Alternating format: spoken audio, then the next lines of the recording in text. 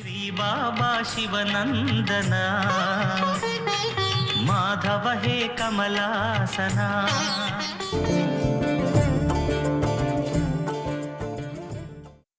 20 జనవరి 1913 సాయి చెప్పిన కథ.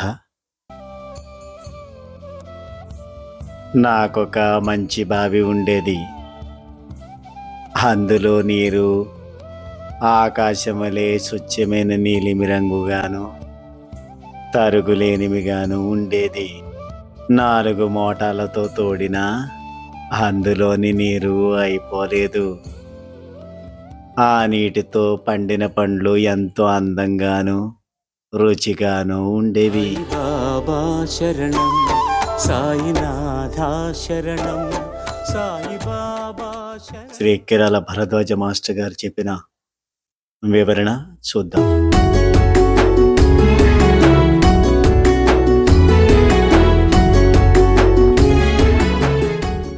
బావి అంటే హృదయం. నీలివర్ణపు నీరు ధ్యానంలో అనుభవమయ్యే చిదాకాశం. 4 మోటాలు అంటే చతుర్విధ పురుషార్థాలు. అవి ధర్మ, అర్థ, కామ, మోక్షాలు. అంటే పురుషార్థాలన్నీ ఎన్ని నెరవేర్చుకున్నా వాటికంటే కూడా అధికమైన ఫలితాన్ని అట్టి ఆత్మనిష్ట ఇచ్చినదన్నమాట. అట్టి చెదరిన ఆత్మనిష్టతో ఆయన ధర్మ, అర్థ, కామాలను కూడా నిర్వర్తించారు.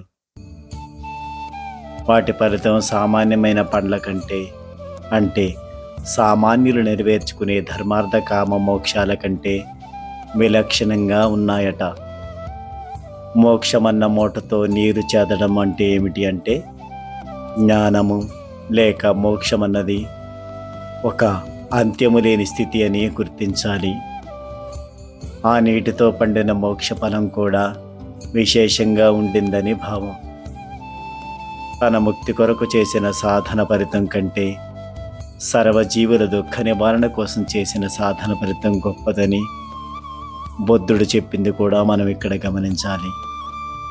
అయితే అట్టిది ఆత్మనిష్టను వీడకుండా ధర్మార్థ కామాలను నెరవేర్చగలవాడికి అది సాధ్యమవుతుంది అని దీని భావం.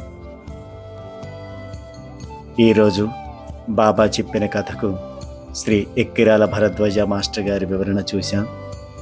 రేపు సాయి అమృత పలుకుల్లో మరో వీడియోతో కలుసుకుందాం.